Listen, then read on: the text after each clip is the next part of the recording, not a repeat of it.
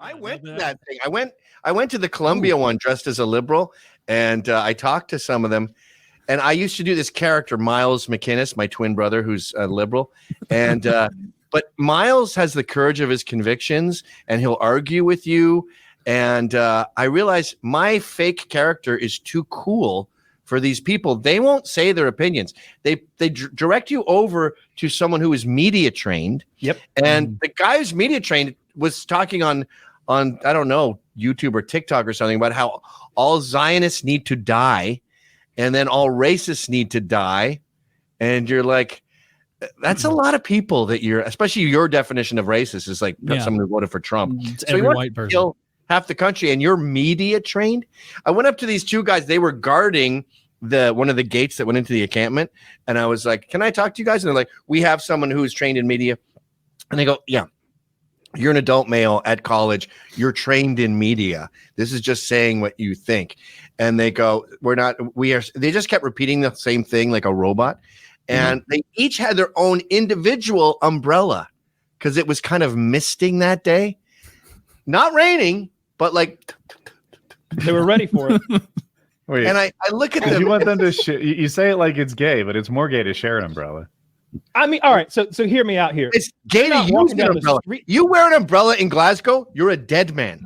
You can't riot with an umbrella. Like, are you here to do business or not? You know, sometimes Antifa will get the big black ones to stop you recording. This was the one your aunt has in her purse. Like it folded out to about this big. Yeah. And it's probably like this when it's all folded up. And I go, guys, I broke character. I was like, guys, it's not raining. and they both like go, oh, whoa. And they undo their umbrella. they undid their umbrella when you call them out?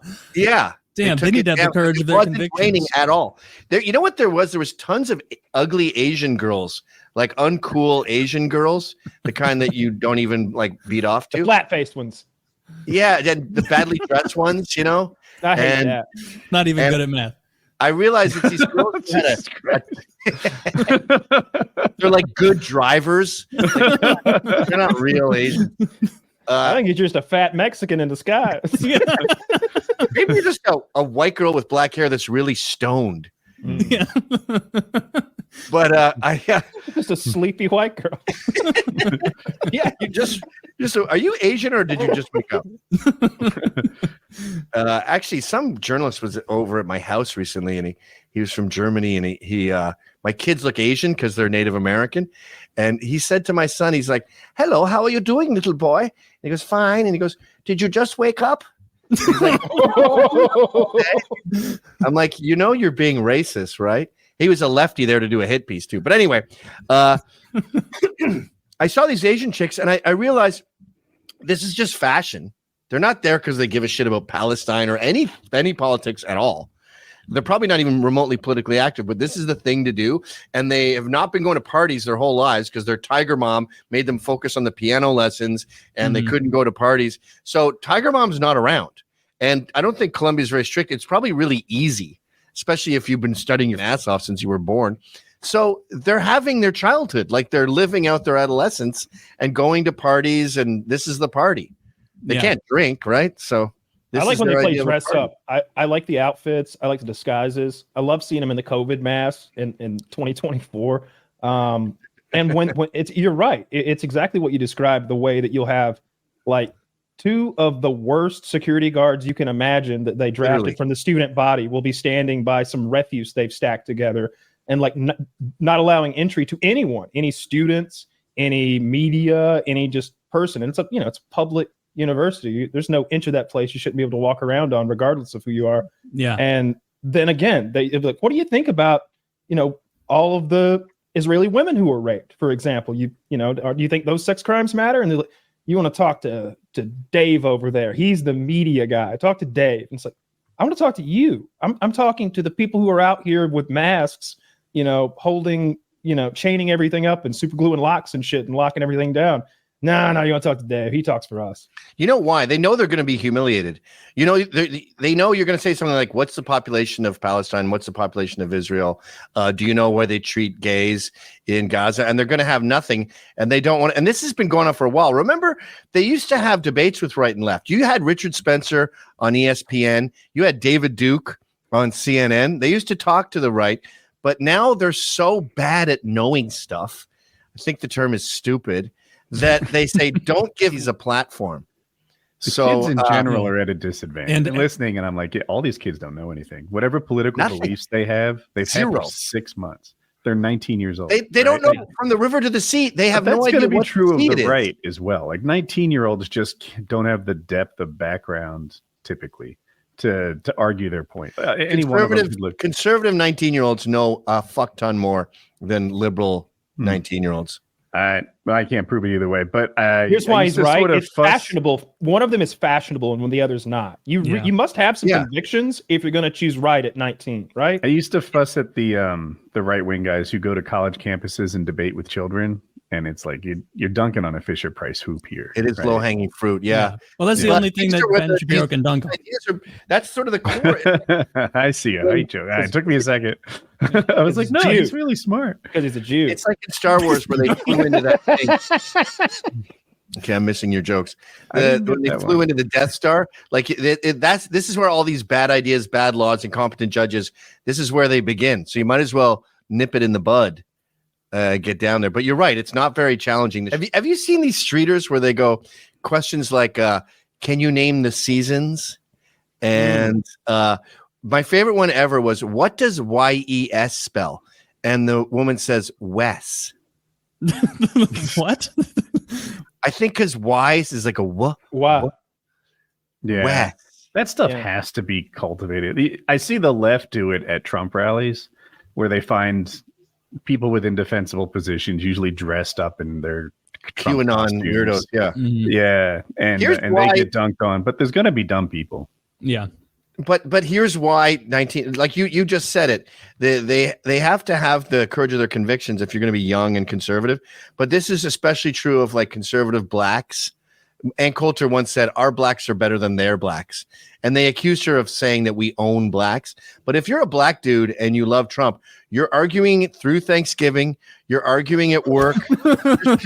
Nightmare with your cousins. Every barbecue, you're getting raked over the coals. Every haircut. Or you're closeted, God forbid, hiding that every day, afraid you'll be exposed, afraid someone's going to see your MAGA hat under your bed.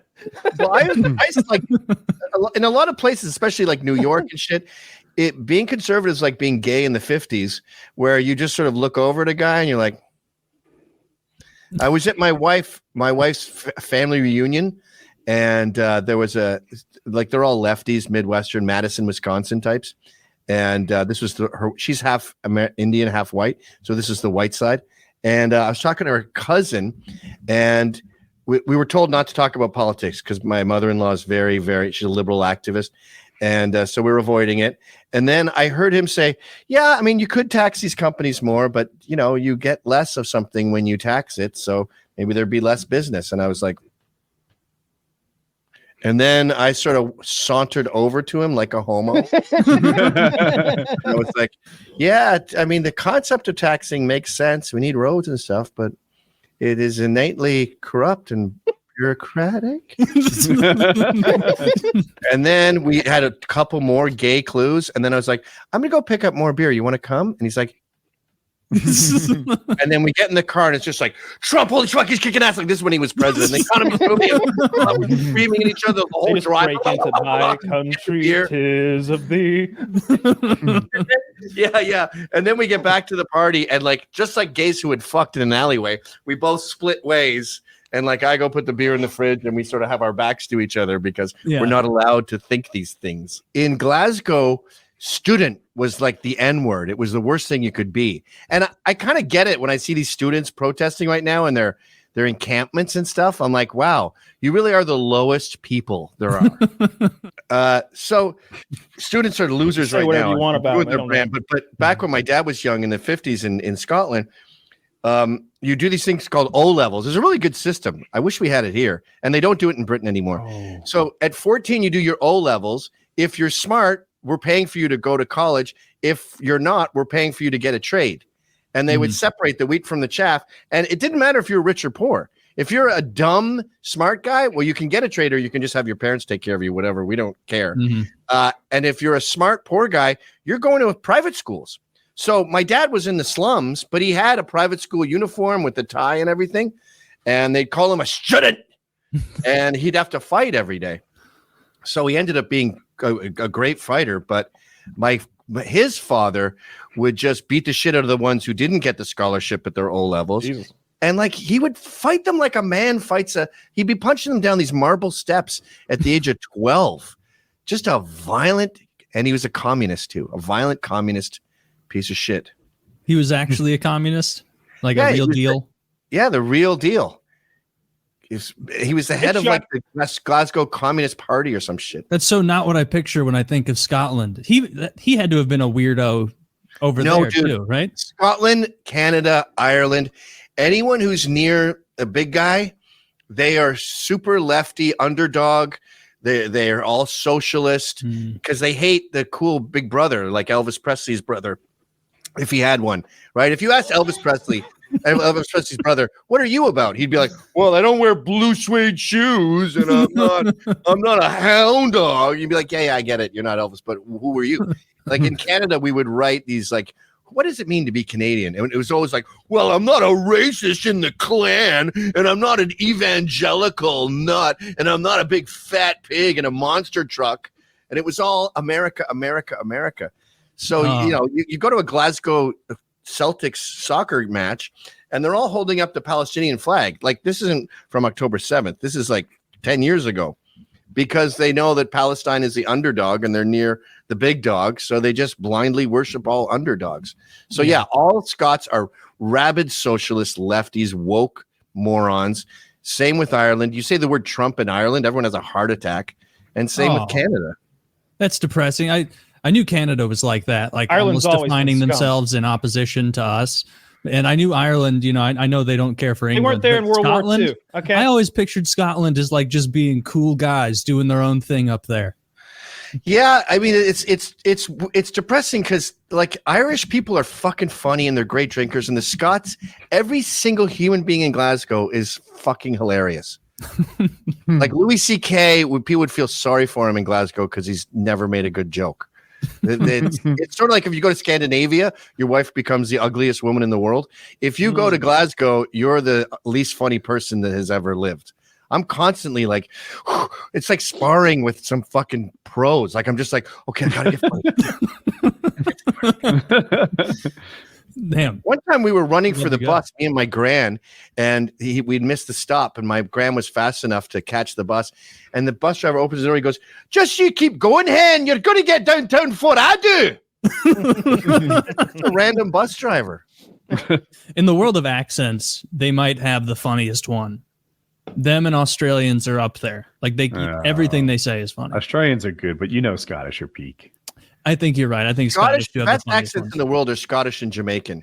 I would love to hear a Jamaican guy and a Scottish guy in a heated argument. That would be like a waterfall. That would be you could go to sleep to that at night. Unfortunately, there's so little crossover with those groups. Yeah. Probably for their own good. That'd be a good podcast. Weed versus whiskey. That's the name of the podcast, and they just discuss it the whole time. You got smoke drinking at whiskey, you got Babylon closing in on me, Don't you get me started. I would enjoy that. I gotta close this video. This guy losing his hand. He's been auto playing over and over, huh? He's just auto playing over and over. I thought there was so much more keeping hands on. No, than that. No, that's the second hand I've seen get cut off in like this week. I saw another video where a guy attacks this guy. They're having a fight. One's on a motorcycle, maybe one's on a car, and they've had some bullshit fender bender. I think they're both Asian, and they're having like a really shitty old man fight where nobody knows how. But then one dude pulls out a box cutter, and a box cutter is just 1.5 inches, 2 inches. He starts hitting this guy with it, and I guess he hits enough of his wrist that his hand is dangling off by just tendon or something like that. Like he cuts his hand off with a fucking box cutter. And I guess the guy wasn't feeling it first, so he gets hit all over. He's just drenched in blood by the time it's over. So don't fight people with box cutters. I learned that this week too. No, Who knew? I'm looking at a picture of I didn't know that. bone. I'm looking at the carpal bones right now, and there is a space right above those two arm bones where you get it in the right spot, and you're good to go. Yeah. It must have been what happened to this gentleman at the mobile. He wasn't a gentleman. I looked into it. No, it was not. No, he was a machete-wielding wild man, I believe he was described. Is that what they said? The machete-wielding. That's what I'm calling him. Jesus. Was that America? Is that no? They were speaking. Well, they weren't speaking English, so who knows? By the way, it wasn't mutual combat legally. So there's no way to possibly know if they were in America or not. Know. I've been enjoying the student encampments because in most cases, like here in Georgia and Atlanta at Emory University, they just sent the Georgia State Patrol in. That's that video of the really stout cop picking the femboy up and just like beautiful, deadlifting him and walking away as he's he can't believe he just got picked up.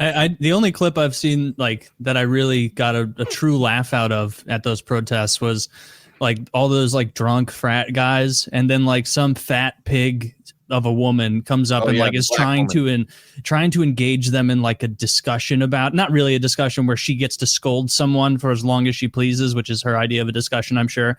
And like immediately like and you can hear in his voice, he's like, 9 Coors Bankies deep, and she's like, you guys are fascists, and he's like, lose some weight, you fucking pig, you fat pig. And is that the one where the guy was allegedly making ape sounds? No, that was a different one. That may have been a different one. He was. I mean, that's a safe allegation. Like it reminded me of that scene from Black Panther. There's and then there's like, oh, look at me, It was both genre. He really went at it, and he seemed to have some hatred in his eyes, if I do say so myself. But she was a big fat cow who was stepping to them, saying some crazy shit too. She was saying like "death to America" probably, or something about Palestine. So yeah, I don't know. What, you get her feelings hurt? Yeah, I can't get on board with the. That's what he was going. He really should have went with bovine sounds, right? He should have mooed at her. Oh, if you moo at her, you can't be mad at that. Yeah, right. I think they wouldn't be mad at that. They're mad about everything, dude. The fatties aren't as well protected as. But that's like, they're very well protected. When you're projecting a sound from my something with like it's got more than moo. Like moo is kind of soothing. Yeah. You need like a ha ha ha. You're right. It's hard to go with herbivore attack lines. You're right. I bet it would cut the deep. right move. Yeah, yeah, and you have Scottish ancestry. I always think of the Scottish as like a brawling sort of people. He has to keep that alive. It took me a long time to realize that my dad wasn't yelling at me. He just yells. Like I must have been about 8, and he's in the. We were driving across country, so I think we were in Vancouver in the Rockies at the time, and he was out of gas. He ran out of gas, and my mother's like, "You stupid asshole! You can't even budget a fucking gas tank. It's got a lever. You can see it." and he is punching his driver. His name's Jimmy McInnes, James, and he's punching his own steering wheel as he drives, going, "You asshole, James! You asshole!" Furious at Jimmy McInnes himself. Screaming, punching that steering wheel. I was like, oh, that's just how he expressed himself. He's just furious at everything. Where in the country are you from? He's just a yeller. I was born in England. My parents are from Glasgow, and we moved to Canada when I was about 5, Ontario, Ottawa. And then I moved to Quebec when I was 18, Montreal, which I consider a different country. And then we moved to New York in my late 20s. Oh, okay. Yeah. That's nice. So about half my life in America, but I'm known as Canadian, which is great. I'm fine with that. You got the accent. It's very, very. You think I have a Canadian accent? 100%. On some words, you hit it. Yeah. Oh, yeah. Like about a little more. Yeah, not as intense. Too hard to make that normal. Yeah. I got a few more beers and it'd be a boot. I hear it when I go back. All my friends sound like leprechauns. They're like, fucking check out McInnes fucking strolling back from the States. He's got a fucking 6-pack of Coors Bank. What the fuck is Coors Banquet there, guy? There, guy. I'm sorry. I don't understand a word you're saying. When you watched your dad like have a spaz out like that, because a lot of people will like be like, man, why's my dad so angry? And then you'll see like your grandpa in a state like that, and he's like a level above. Was your grandfather even like obviously the full Scot more he was intense.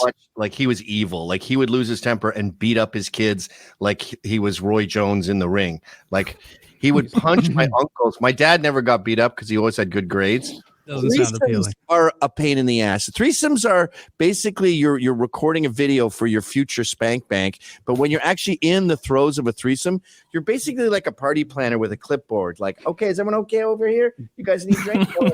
How are you doing over here? It's not natural. It's cumbersome. Yeah, someone's gonna get their feelings hurt. Yeah. You kissed her. You spent way too long eating her pussy. What about mine? I've never had a People are threesome, mad. but Kyle, have you? Yeah. Does Gavin's description line up with your experience? As the man, your kind of job is kind of the guy with the clipboard, making sure everything is going smoothly. Because usually there's one girl who's 100%. Oh, you do it with 2 girls. Yeah. There's your mistake. You need to be one of the guys. And then... Dude, it's just me and 2 of my bros. Just we always agree on when. But if it was 2 guys and a girl, then total she would be the one with the clipboard making sure everyone's happy. No. Yeah. I've done that. I've spit roasted chicks, and that is just like, that's okay. But a lot of people say, don't you feel that's kind of gay that you fucked a chick with another dude? And I'm like, no. I go, even if we touch the background, I go, imagine 2 mobsters are digging a hole for a body, and as they're digging, their shovels clink. Like you wouldn't even notice. Like you You've got bigger things on your mind. Exactly. A major felony here. So like the clink there. Hey, don't be clinking my shovel, Tone. All jokes aside, Gavin's scoring better on the gay scale than I am. Assuming better's gayer, I'm not really sure. That's just because he's got the guys from the birdcage behind him there. And because he's touched dicks with somebody. That's really the I mean, this is subconsciously determining the fate of the conversation. Switch it to something more cop-like so we can get so we can talk about cops. I wanted to know, so you're no jacking off ever? You're staunchly a no fap? Well, that's the Proud Boys way. And we got there as a dare and then realized, wow, this is fun. And it makes you sing in the shower and stuff. It improves your marriage and it gets single men off the couch and out meeting chicks. But, you have falls from grace. And you just get back on the horse. Hypothetically, how many falls per grace per week are we allowed? 36. These are boundaries I down deal to with. 5 times a day. Teenage Woody would have a problem with this, but adult Woody 36 is well within my. Even if I did believe all that, though, like I always hear those health studies that say ejaculating like 30 times a month prevents prostate cancer, like by a significant amount. I've heard that too. I understand that, but I don't know. I think like the thing about not beating off is you want to ejaculate like once every 2 days. So you start like finding ways to like, if I was beating off to porn, I don't think I would say to my wife, like, all right, it's been like 6 days. We got to get something going. Yeah. I might, like I hear about married couples that will go months and months, like up to a year. Yeah. And that's because he's using porn. Porn ruins thousands. It's hard to determine, like, because it's how do you measure this? But I've read studies that say like thousands of marriages a year. I think it's immeasurable. I think it's hundreds of thousands of marriages a year. I mean, we're at a 50% divorce rate right now, and being able to get the water from a different tap is a big part of that. And you got to remember too, just like Call of Duty makes your brain think that you're like saving your friends and releases fake endorphins. When you beat off to a bunch of 10s, your brain is like, holy shit, this guy's Attila the Hun. Like he's getting laid 4 times a day. Keep going, dude. Yes. Yeah. What you're doing is good. So that makes sense. I always imagined like because especially as a kid, you're jerking off 2 or 3 times a day when you're 16 or something like that. I think I literally had that thought once. My balls think I am the chaddest Chad ever. They think that there's a different girl every 3 hours coming at me, just bending over in the jungle. Those balls have a high opinion of me, but nobody else. Nobody else. No one so else. It seems like jacking off then isn't the core issue. It's porn. Oh, right? I'm such a loser. Why do my balls think I'm a catch? Yeah. Right. Are you saying I've tricked my biology into becoming a loser who's okay with it? Is that what you're saying? Yeah. Well, porn and masturbation have become pretty inseparable. But I guess sitting on a chair and using your imagination, it's definitely not as bad. That sounds terrible. No, that's. I'd rather read a story though. I'd rather read a dirty story than you're gonna have like we finally have a chick on the podcast. Oh my god, you never read a little erotica, Woody? Little dirty story. You jerk off like a girl, Kyle. I mean, I do like this. No, I jerk off like a man in the bathtub with the water flowing right on my penis. It trickles down. It's wonderful. He lights candles. That feels gay as fuck. That's why I straddle the jet in the hot tub. Yeah, I don't think porn is it's immoral in the sense that these people are meth heads and they've been molested by their family, and that's something you don't want to support. But see, I like that too. If a couple watches porn and it enhances their sex life, I think that's good. Okay, so there's exceptions. You just don't want people distanced from reality, using it as basically a video game. I think sex should enhance your relationship with your significant other. And with the Proud Boys, like the gay guys would say, so you don't think we should watch porn? And I'm like, no one really cares about you and your sex life. You're already completely out of control. There's no reining you in. Don't beat off, so marriages would get better, and like incels would go try to talk to chicks. You guys are drenched in jizz. Like, I don't know what to say to you. Go nuts. Are gays allowed in the Proud Boys? Oh yeah. Okay. I guess I don't know that much about them. I thought didn't know you were still associated with the Proud Boys. I thought you left them because, like, I was reading about it. You left the Proud Boys because someone was getting sued and you thought it would help them if you were no longer associated with it. Is that accurate? Almost. So there was a fight with Antifa where these two guys, Max Hare and John Kinsman, were facing 4 years in prison. And one of the charges was gang charges. And the legal definition of a gang is two things. There's top-down management. So the boss says, all right, from now on, we're going to be selling coke to teenagers. Mm-hmm. And then there's that illegal. They're doing something illegal.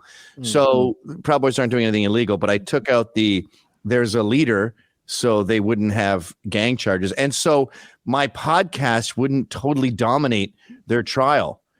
But change to Proud Boys now. I'm getting sick of the homos. No, you're not. And I don't know if it worked. I mean, they got 4 years. Oh, shit.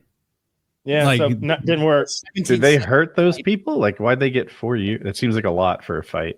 They got 4 years because it was right before the midterms, and the DNC needed bad boys on the right to counter all this Antifa violence. So they said, we finally got something. That evening, the police said, all right, go on your way. We don't care. It's uneventful. And the Antifa told the police to F off when they said, or I guess I could say fuck off, when the police said, you want to press charges? And Antifa said, fuck you, pig. I just got punched in the face like 70 times. And they went, all right, well, that's mutual combat. We're done. But the next day, Bill de Blasio, Cuomo, the DA, everyone was like, this is our thing. And you could tell there was top-down orders from above, ironically talking about gangs. And they said, here's what you have to say. Because every tweet all these people put out said, hate has no place in New York City. Bill de Blasio said that. Cuomo said that. DA said that. They all said that same verbiage because they get a little bulletin. Mm-hmm.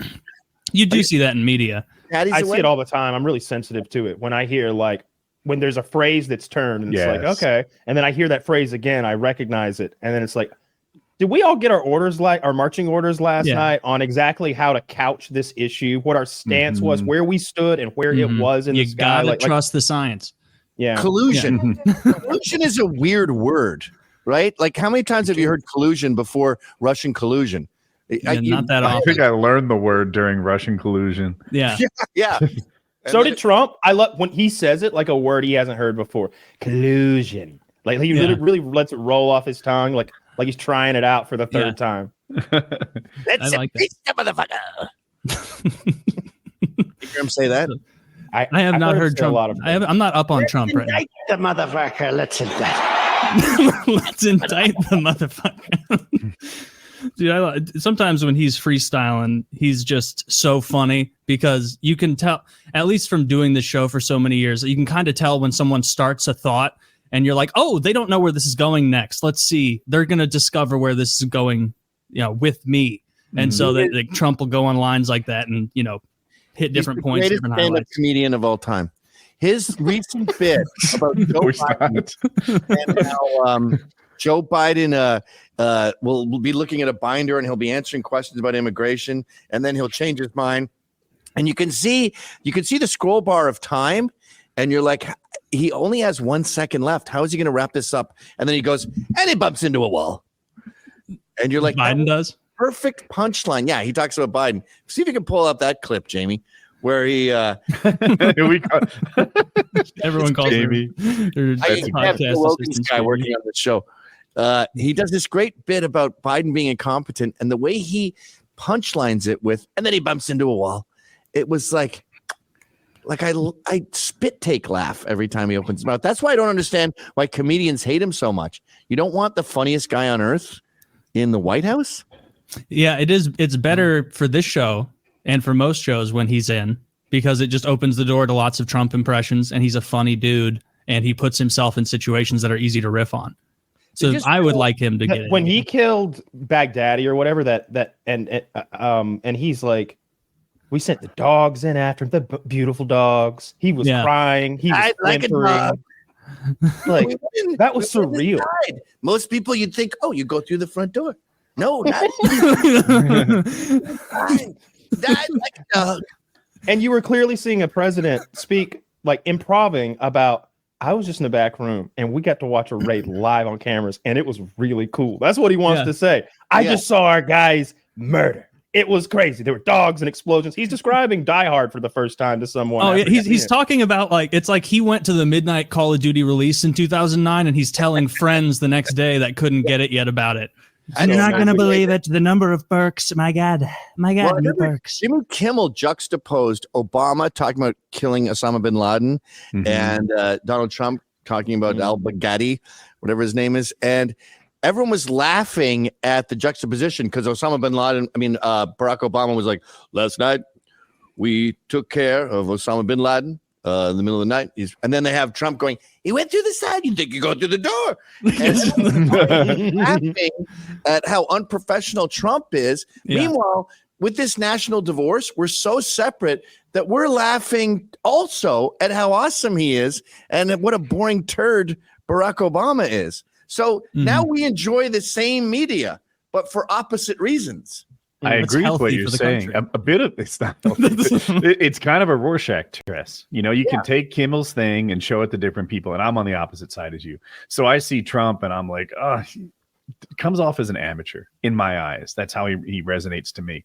But to someone who likes Trump, he comes off as hilarious and a guy who just did a big thing. I know. He's such an amateur. Like, what has he ever done? Besides, conquer New York real estate in the Bronx when it was a shithole and make billions of dollars, and then conquer television and be at the forefront of American culture for about 3 decades, as opposed to Barack Obama, who, he was on all those academic bullshit things, and then he was a fake professor, and then he was a fundraiser, and he's then a nerd president. Yeah, do you want a nerd president? Scenario? What? Well, yeah, so Obama is a nerd. Obama's a loser piece of shit who ruined America. And I don't agree with that. It's the second coming of Christ. You think? You think Trump is the second coming of Christ? These are objective facts. I'll save my opinion for later. No, if Christ came back, he would be fit. That's the biggest argument against it for Trump. If Jesus came back, he's not going to be overweight. There's no chance. Dude, I'm not a big Christian, but didn't Jesus fuck whores? Am I crazy? No.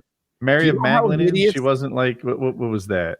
No, he washed. I'm pretty sure Mary. this is accurate. You're incorrect. Don't go head to head with Bible. He washed the feet of prostitutes and whores to show that even the lowest was worthy of that. I think Trump would do that. No, Trump would not wash someone's feet. Yeah, no, he might. He's 80. He can't bend over. None of these people can. I picture her putting her feet up. But yeah, you think, Gavin, you don't think that if Christ came back, he'd be fit, like striated, defined delts? Like, are we calling Trump unfit, an 80-year-old man with a pot belly? Dude, you know what outfit you're going to be when you're 80? I won't make it. I'll be dead before that. Because you'll be a skeleton. I won't be. Thinner than Trump. Technically, but not in a good way. If Jesus came back right now and he saw Trump, he'd go, "Oh shit, I'm already back." And then he'd be waving a Trump flag. Jesus would take his blonde hair out of his eyes and put it in. Can I sidetrack the whole show and pull up the clip I was talking about earlier, just so you can see it? We don't have to watch the whole thing, but you got to see this punchline. All right. This is a terrible thing to do in a podcast. You hijack it. No, you're good. Clips on the. Shout out Ryan. What's up? All right. I had it before, and then I threw it away. What happened? You threw it away? I threw it in the garbage. No. Don't throw things away. Now I've ruined the whole podcast. All right, I got it. So sorry. All right, we're gonna have to start over. Blue Chew. Yeah, we've got 2 cum-related products. Let me tell everyone about my sex life. 3 times. Okay. They ask him a question, Bill from NBC. They ask him a question. The border is very strong. It's very normal.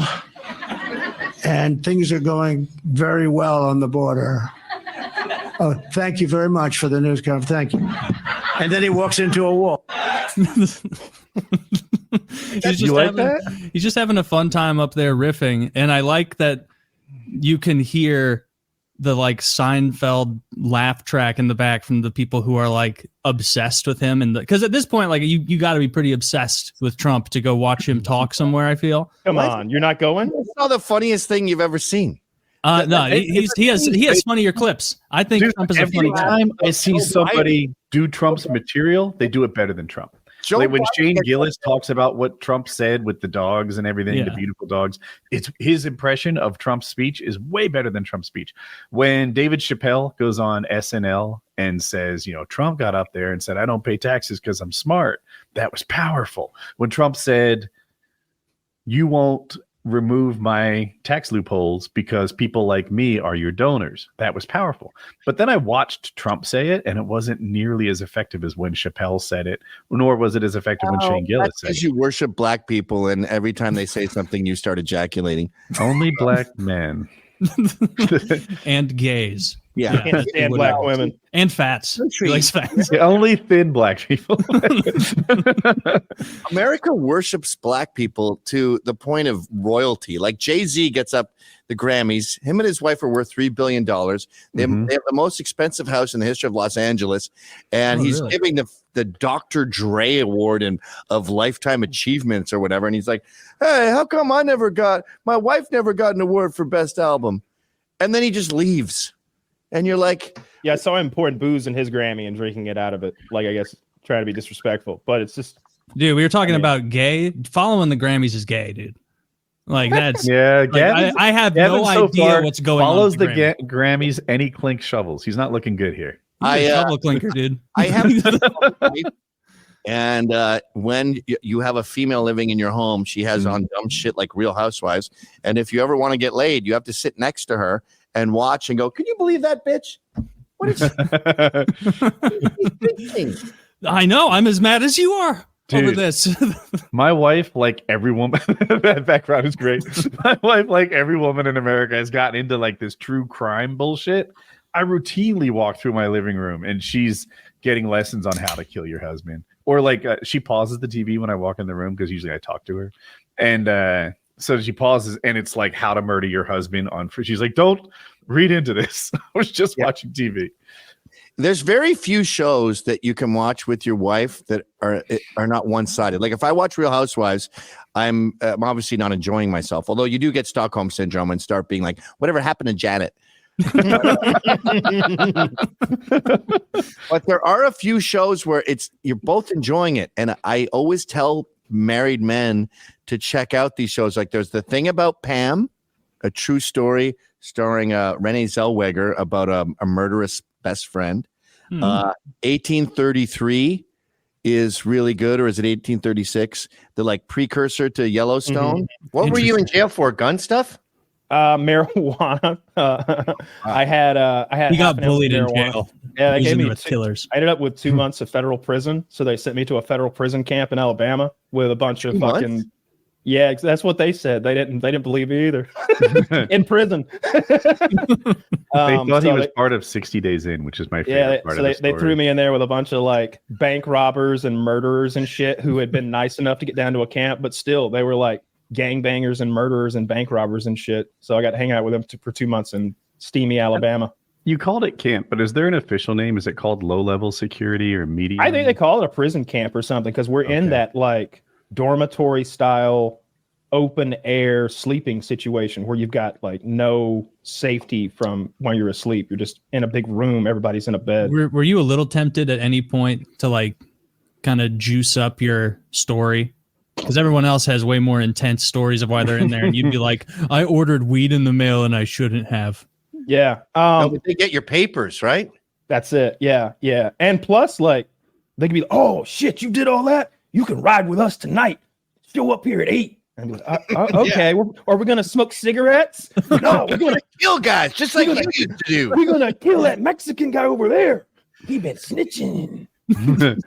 Now you have to like make up another lie about how now you're a born again Christian. You don't do that anymore. I swore to the Virgin Mary. I start doing a Cholo voice at this point. I feel comfortable with you guys enough now to do this, to talk normally. I want to see how you motherfuckers kill. I want to check your techniques. I don't think you got what it takes. Yeah, they haven't passed my skill check yet. Like I may have passed theirs, but I'm still not sure that they're down on the down. How much weed did you have? Half an ounce. Or half an ounce. Half an ounce. I got that on me, and I don't even smoke weed. Yeah. It was not a lot of weed. No, if you forgive me for telling your story, I think they got him for distributing, but he didn't sell it. What he would do is he would like have girlfriends come over and, smoke and poke, I guess, right? And wasn't even that. It was my full-time live-in girlfriend. While she was at work, I messaged her and was like, hey, you want to get high tonight and watch like Lord of the Rings or something? And that was the evidence of my distribution or whatever. Shut up. Yeah, that's what I thought. That's something else is going on there. Someone... Well, you're the gun guy, right? Yeah, they hated gun stuff. Kyle's the gun guy. It's like Al Capone's taxes. Of course. Yeah, I can't prove that, but we've all thought that. Yeah.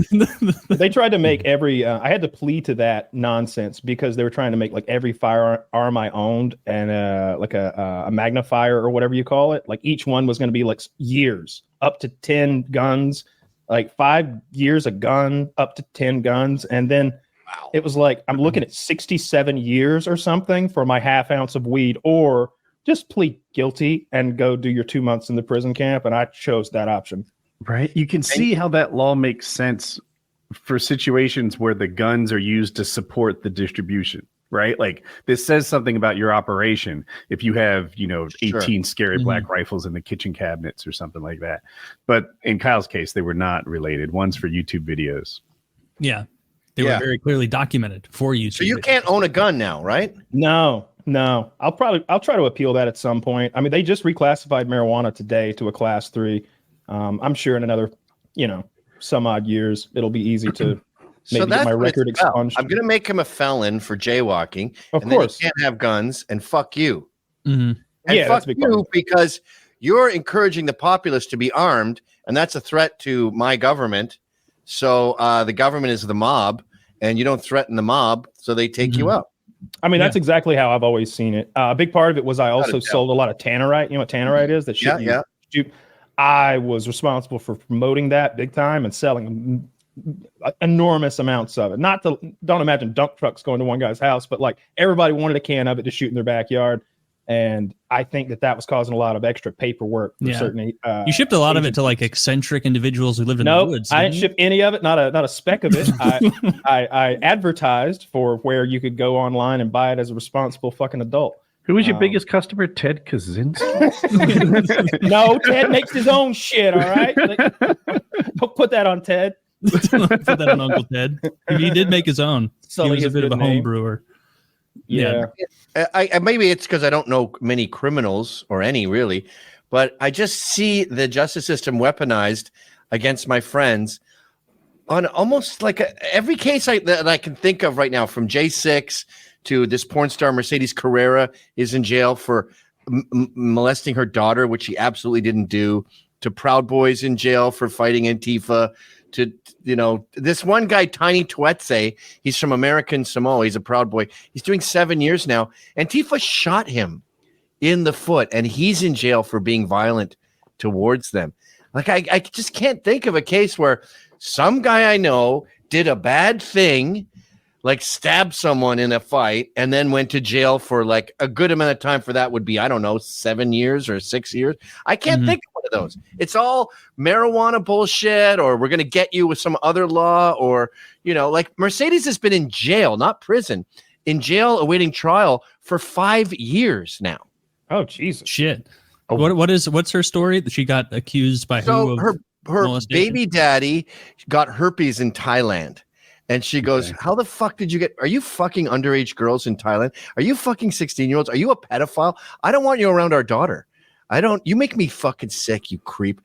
And coincidentally, a couple days later, after her threatening to take the kid away and not let him see her, the kid does an interview with the police where she says, oh yeah, I was fisted and they made porn with me and all this shit. And like really intense sex shit, like threesomes and all this stuff.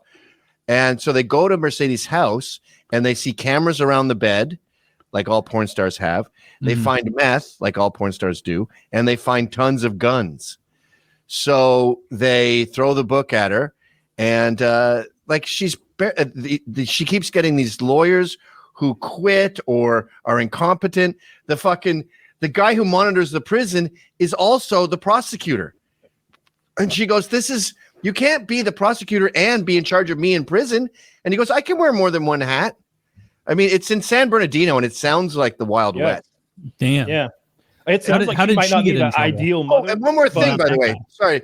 They got all her computers and her phone and her hard drives, 100% of everything that day, no time to erase. And they didn't find not a semblance of anything kiddie porn, no pictures of the girl, nothing at all. So it's just that one statement she made that happened a few days after. How did the dude she was with not get in trouble for that, or did he as well? He is. He's in jail too. Damian. That's wild. The fuck? Yeah, I'm sure you know a ton of people from the J6 stuff. Like I did hear stories of like they just got kept in jail for years without a trial. Yeah. And then they get these sentences of 22 years, 30 years. And then you hear the lefties going, that's white privilege. And you're like, what? And they go, well, the max was 40 years and they only got 33. And you're like, for meandering?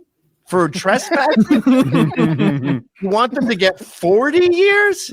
Like most murderers are out in 15. Most pedophiles are out in 5. They went, some guys broke some windows. That's bad. Don't break windows, kids. And what did the rest of them do? They posed for selfies. It's fucking crazy. And the craziest part about J6 is hearing lefties talk about it like it's the apocalypse. It's worse than 9/11.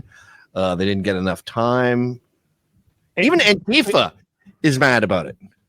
Really? Taylor and I talk about this a lot, how just prior to January 6th, or at least the year prior, like half of the cities in the Midwest got burned down by Antifa riots and just, I don't know, black riots.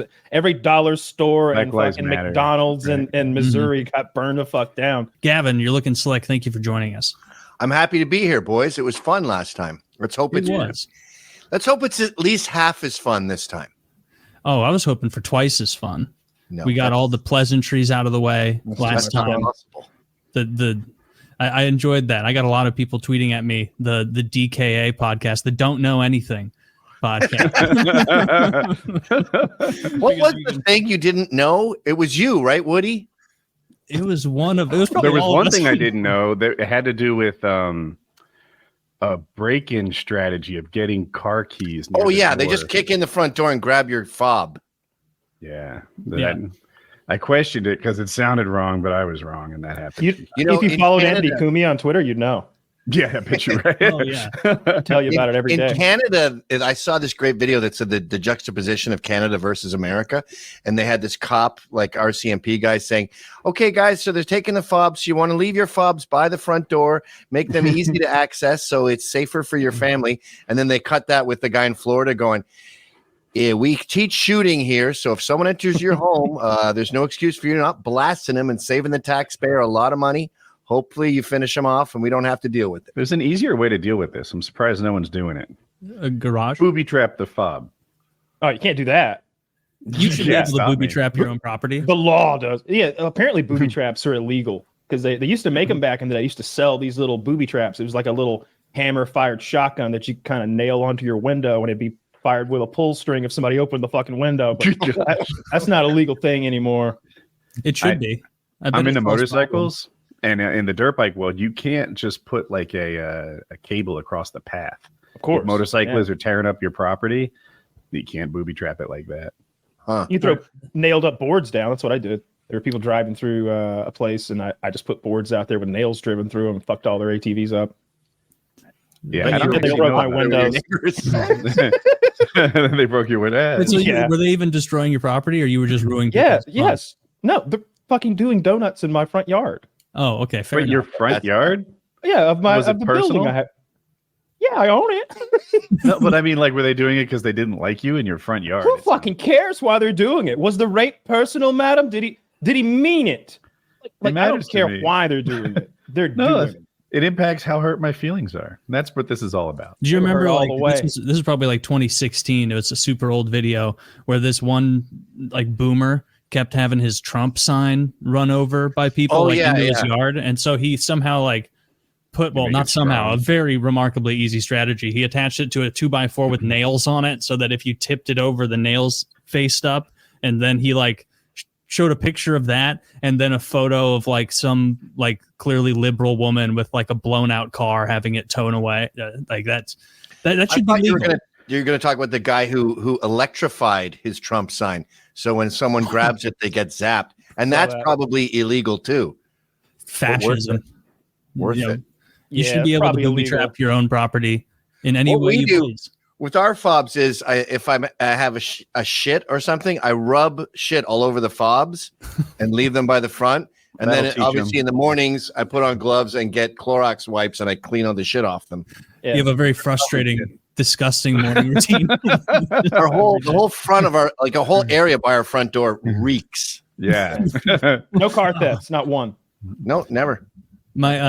Everybody's heard of that Kia boy thing where like they rob tons of Kias because I guess the Kia just didn't think it through. And my younger brother has had a Kia for years, and he's always mentioning like, God, please someone steal my Kia. Like this thing sucks. I just need a Kia boy in my neighborhood for one night to steal my Kia so I can get the insurance payout and buy a nicer car than this fucking Kia. And so shout out to the Kia boys. Maybe you can find my brother's car and steal it. Yeah. We probably shouldn't discuss this insurance fraud here of all the thousands of people. However, I might add, he just needs to park it in the right spot. Did I say my brother? I meant a guy I heard of. Actually, I'm making this all up. And a short story you once wrote as a child. I'm making up right now. It's just a stream of consciousness thing. Yeah. Okay. Fair enough. Kias get a bad rap. They're not that bad of cars. They're really not. They're fine. They're following the path that a lot of cars do, where they start as garbage and improve over the decades. And they try to have like an exterior that looks like a more expensive car. Like I think I saw one of their like coupes the other day, and I was like, "What is that?" Like I can't tell if that's a $30,000 car or a $100,000 car. And then I got close and I could tell, but for a while it looked nice. Cars. You look at like the Porsche SUVs, and they look like complete garbage. I'm a fag, so I have a 2000 Jaguar and a Land Rover and a Triumph and a BMW, and they're all horrible cars. But they look really good, and that's the most important part, I think, of cars. Yeah, I don't think that Jaguar even has that cool hood ornament anymore, do they? Because it used to have the leaping. Yeah, I have the leaping Jaguar. Well, I think they did stop, though. I don't understand why, because it has a spring in it, so it's not killing any kids. It springs back. I thought it was because they were getting stolen, because they're too cool. Well, that was off. Boys did that with the Mercedes thing, right? They would wear it around their neck, and then Mercedes just said, "Please call us, and we'll send you one. Stop taking them off cars." I just discovered using lotion wasn't just for jacking off like 2 years ago. I'm in my 30s. Like I was like, I guess wintertime, that's just when your hands crack That's just part of life. You get. It sounds like you're not hands jacking off enough if your hands are cracking. Jesus My Christ. hands and penis are outstandingly smooth. Now I'm incredibly moisturized, and even when I'm putting like lotion on my hand, it's like let's throw a little down there. You guys still jack off? Well, Oh. if you're gonna put me on the spot, yes. You Do know, you not jack anchor off? is an insult for a reason, right? Well, as long as you're not doing it all the time, it's not too bad, right? Like if you're like a Hey, caged monkey. I feel like I'm It catching prevents strays here. cancer. You can only ejaculate within a yard of your significant other with her consent. So you can jack off if she's like pregnant or menstruating or dying. Yeah. But that has to be within a yard, and she has to be like, let go nuts. If you don't have It's gonna be hard to standing come if she's consent, dying. what the fuck is wrong with your relationship? You should be able to poke her anytime you want to. You should. Yeah, that's Woody's Well, relationship, and it's still going. Rape aside, I think It's I'm gonna not have rape. a hard I time. have standing consent. It's a perfectly good way to wake up. Woody your is in wife. a free use situation. You can withdraw consent at any time. The government told me so. And So you can poke your lady anytime you want? Actually, no jokes. Yeah, Do you have kids? 2. And how old is she? Roughly. One's moved out and the other's 20. No, not the kids. The wife. The wife, she's 51 now. Huh. Anytime, like 2 p.m. on a Monday, you could drive back I home. could go that down might there be right the now. red zone. It might be. Yeah. Woody grew up in one of those way too sex positive households, but it's developed into a very sexually healthy adult who fucks his wife all the time. Like I all the could have time. sex with my She's wife very Christian. whenever I wanted, but that's like my friends will help me move. But if I moved like every day, buddy, like I guess I'll help you with this couch again. Now, if I don't bone her all day long, she's like, "Are you mad at me?